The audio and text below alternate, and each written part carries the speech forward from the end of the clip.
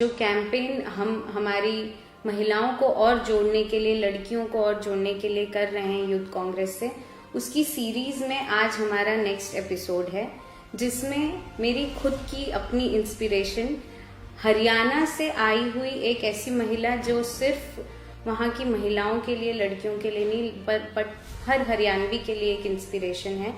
वैसे ही हमारी कुमारी शैलजा जी, जो कि हरियाणा प्रदेश कांग्रेस कमेटी की अध्यक्षा हैं और फॉर्मर सांसद रह चुकी हैं और यूनियन मिनिस्टर भी रह चुकी है। Thank you so much ma'am for giving your valuable time to us. So ma'am, starting with the entire series, आपसे बस यही जानना है कि आपकी जर्नी कैसे शुरू हुई मैम? शुरुआत तो संगठन से भी हुई, लेकिन मैंने चुनाव लड़ा था 1988 में, पहला पार्लियामेंट का। वो तो चुनाव हार गए, लेकिन उसके बाद मैंने महिला कांग्रेस में काम किया और 91 में फिर से चुनाव लड़ा, जो कि जीते। और उसके बाद मुझे मौका मिला सांसद के रूप में और केंद्रीय मंत्री के रूप में, और उस समय से निरंतर राजनीति में सक्रिय रहे और चुनाव लड़े, अनेकों चुनाव लड़े, जीते भी, हारे भी, और संगठन में भी काम किया। तो ये एक लंबा रास्ता तय किया है अभी तक। Thank you so much. So ma'am, जैसे कि आपने बताया, इतने सालों से आप राजनीति में हैं, अभी भी महिलाओं को बहुत कुछ फेस करना पड़ता है। ये बार बार कहा जाता है कि राजनीति पुरुषों का क्षेत्र है, तो उस समय तो मैम आप पर और ज्यादा चैलेंजेस रहेंगे। तो ऐसे कौन से मेजर चैलेंजेस थे जो आपको लगा है, बिकॉज कि वो चीज, जो भी चैलेंज आ रहा है, वो इसलिए आ रहा है क्योंकि आप एक महिला हैं, क्योंकि आप यूनियन मिनिस्टर भी रह चुकी हैं मैम। तो अगर आप उससे जुड़ा हुआ कोई किस्सा सुनाना चाहें। देखिए, चैलेंज तो हमेशा रहते हैं, किसी भी फील्ड में आप जाएं, और ख़ास करके महिलाओं के लिए कार्य क्षेत्र में, चाहे कॉर्पोरेट में काम कर रही हैं, चाहे कहीं किसी लेवल पर भी आप कार्य कर रहे हैं, तो राजनीति भी हमारे समाज का ही एक हिस्सा है। तो क्योंकि जैसा आपने कहा, हर तरह से, हर लेवल पर, हर क्षेत्र में एक पुरुष प्रधान जो बोलते रहते हैं हम, वो एक है, तो अपने आप में एक चुनौती है।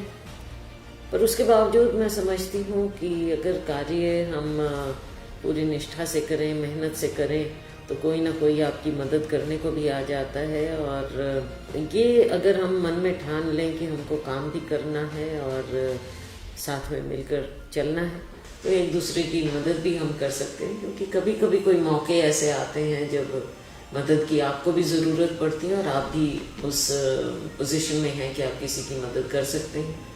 मेरे साथ हुआ कि चुनाव मैंने लड़ा 88 में, लेकिन 89 में जब जनरल इलेक्शन आया तो मेरी टिकट, जो भी कारण रहे, टिकट कटी, तो मुझे जीरो से फिर से शुरुआत करनी पड़ी। तो शुरुआत की, लेकिन हिम्मत नहीं हारी, मेहनत करते रहे। और 91 का जब चुनाव आया तो नेचुरल चॉइस बन पाए, क्योंकि मेहनत की थी और लगे रहे थे।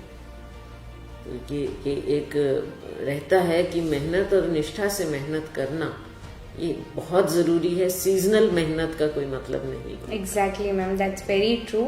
तो मैम, जब शुरुआत की राजनीति में, तो क्या आपने पहले से सोचा था कि हाँ मुझे राजनीति करनी है, या आपने कहीं से इंस्पिरेशन लिया था? क्या ऐसा रीज़न रहा कि आपने सोचा अब राजनीति में?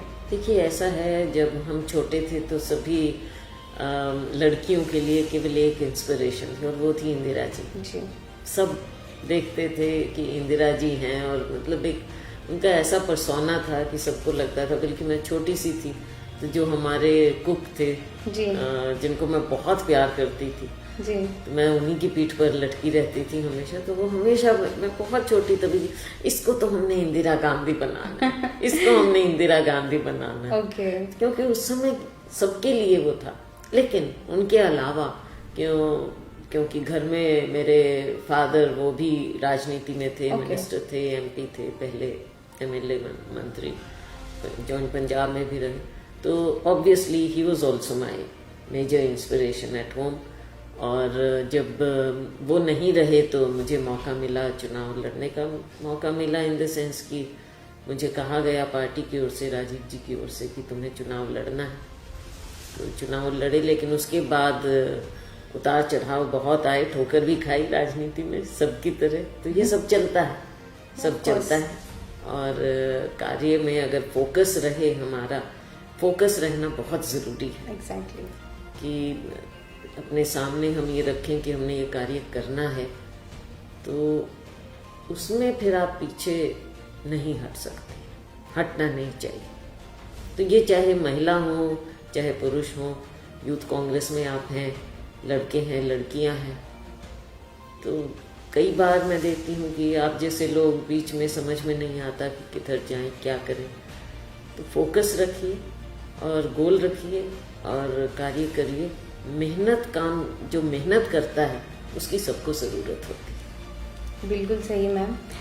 मैम जैसे हरियाणा एक ऐसा स्टेट है जहाँ से बहुत ही या तो टैलेंटेड यंगस्टर्स निकल कर आते हैं, वो किसी भी इंडस्ट्री में हो या स्पोर्ट्स में हो, या तो फिर ऐसी बातें सुनने में मिलती है कि वहाँ पर महिलाओं पर जो है या तो अब तो कम हो गया है, काफ़ी कम हुआ है कुछ, क्योंकि वो पूरा सोसाइटी में ही चेंज आया है थोड़ा बहुत।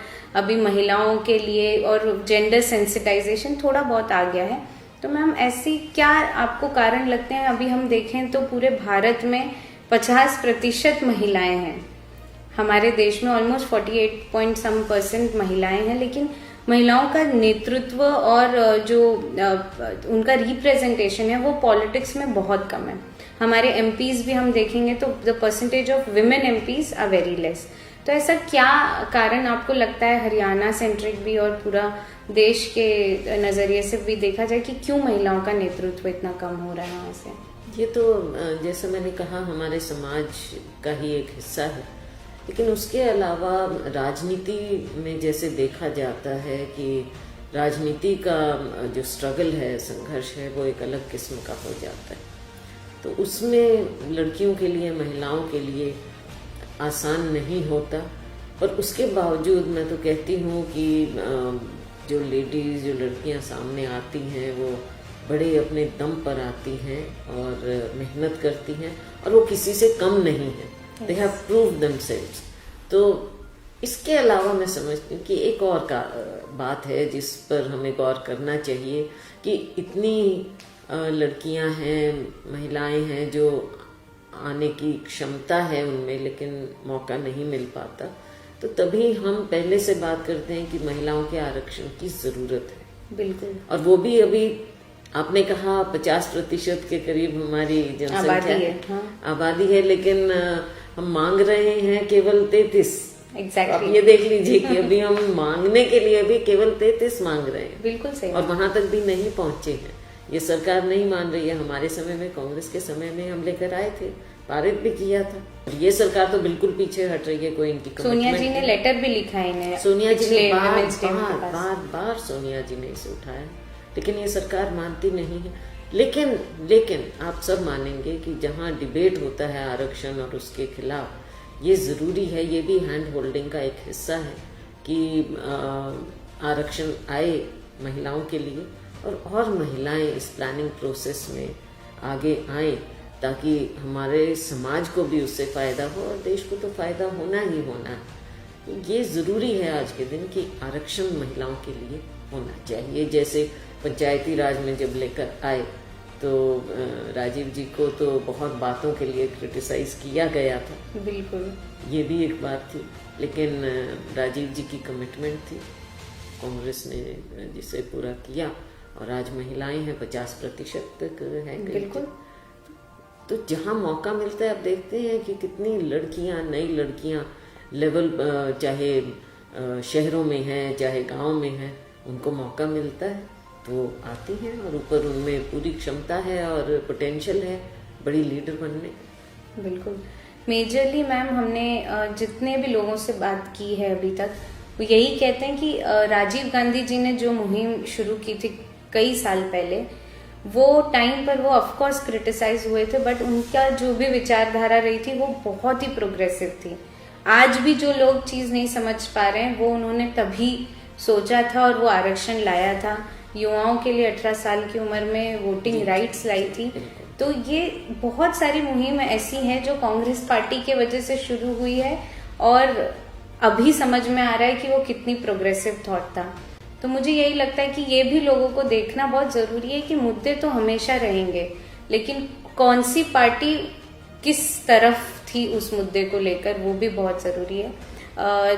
मैम, जैसा कि आपने कहा 33% विमेन रिजर्वेशन की आपने बात की, यूथ कांग्रेस ने अभी नेशनल कमेटी में अपने 33% विमेन रिजर्वेशन कर लिया है। हम एकमात्र ऐसे संगठन है जिसमें 33% विमेन ऑलरेडी आ चुकी हैं और रिजर्वेशन को लाया गया है, जिसके वजह से बहुत सारी लड़कियों को आज राष्ट्रीय स्तर पे काम करने का मौका मिल रहा है। और भी बहुत सी ऐसी लड़कियां हैं, महिलाएं हैं जो हमारे प्रदेश स्तर पे और जिला स्तर पे हमारे साथ जुड़ना चाहती हैं। तो मैम, उनके लिए आपका क्या मैसेज रहेगा? मेरा मैसेज यही रहेगा कि जैसे यूथ कांग्रेस में शुरुआत की है आपने, और ये तभी मुमकिन हो पाया जब राहुल गांधी जी ने ये इस बात को चलाया और ना केवल कहा लेकिन करवाया। बिल्कुल। मैं अपना आपको उदाहरण देना चाहूंगी कि राहुल गांधी जी आए थे हरियाणा में, पंजाब में गए थे, ट्रैक्टर रैली की थी जी। तो बहुत बड़ा क्वेश्चन मार्क था कि हरियाणा में कौन चलाएगा ट्रैक्टर, क्योंकि पंजाब में वहाँ के पीसीसी प्रेसिडेंट ने चलाया था जी। तो शायद सोच ऐसी थी कि लोगों को ये नहीं लगा होगा कि हरियाणा में कोई महिला चला सकती, लेकिन राहुल जी ने मुझे कहा चलाने को और मैंने ट्रैक्टर चलाया।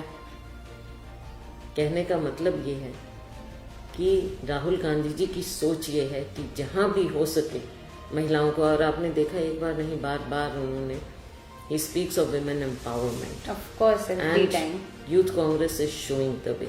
तो मैं चाहूंगी कि आपके माध्यम से और लड़कियां जुड़े जिनमें एक लालसा है आगे बढ़ने की, काम करने की, एक विचारधारा की, और कांग्रेस की विचारधारा आज के दिन देश के लिए सबसे ज्यादा अनिवार्य है। और ये ओपनिंग है, ये मौका है यूथ कांग्रेस के माध्यम से लड़कियां आगे आएं, राजनीति में आएं, संगठन का कार्य सीखें, और जो हमारा एक गौरवपूर्ण इतिहास है हमारी आज़ादी की लड़ाई का, हमारे देश का, उसके बारे में भी सीखें, और उसको कैसे आज के दिन हमने देश को अपने विचारों से बचाना है।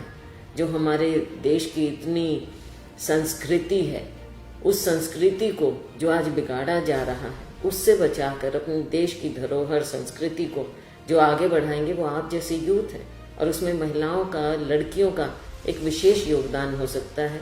मुझे बहुत खुशी है कि आप ये कार्य कर रहे हैं। मैं शुभकामनाएं देना चाहूँगी पूरे यूथ कांग्रेस के संगठन को, और आपके माध्यम से मैं चाहूँगी कि जो भी हमारा ये कार्यक्रम देख रहा हो वो आगे आए, आगे बढ़ें। हैंड होल्डिंग भी होगी, आप भी करेंगे, हम सब मिलकर करेंगे, और इस तरह की लड़कियां सामने आए, हमारे संगठन से जुड़ें, आपके संगठन से, यूथ कांग्रेस से जुड़ें, ताकि आने वाले समय में कोई ये ना कह सके कि हमारे पास ऐसी लड़कियां, ऐसी महिलाएं नहीं हैं, हम कहाँ से लेकर आए जो लीडरशिप में आगे बढ़े। तो आप लोग उसमें बहुत बड़ा रोल प्ले कर सकते हैं, और मेरी बहुत शुभकामनाएं। तो जैसा आप सभी ने सुना कि एक ट्रैक्टर चलाने जैसे विषय पे भी बहुत सारे सवाल उठ सकते हैं। हम सब बहुत खुश थे मैम, और जब हमने वो देखा था we were really proud to see you. मुझे अभी भी याद है, मैंने खुद वो लाइव भी देख रही थी मैं, कि आप ट्रैक्टर चला रही थी। वो इतना एम्पावर्ड व्यू था हमारे लिए देखने के लिए। तो जितनी भी यहाँ पर मेरे कलीग्स हैं, फ्रेंड्स हैं, जो लड़कियां अभी भी सोच रही हैं कि राजनीति में जाना हमारे लिए बना है या नहीं बना है, जो हमारे समाज के पुरुष कर सकते हैं वो आप भी कर सकती हैं। राजनीति में जब तक आप नहीं आएंगी तो 50% जो हमारी आबादी है उसका नेतृत्व करने के लिए बहुत कम लोग होंगे, और जब नेतृत्व किसी पुरुष के हाथ में दिया जाएगा तो वो परसेप्शन चेंज होगा, वो पूरा मुद्दा बदल जाएगा। तो अपने लिए, अपने जेंडर के लिए और अपने खास करके देश के लिए आप लोग आगे आए और स्त्री लीड से जुड़िए। Thank you so much. Thank you ma'am for your valuable time. बहुत शुभकामनाएं और बहुत धन्यवाद। Thank you ma'am.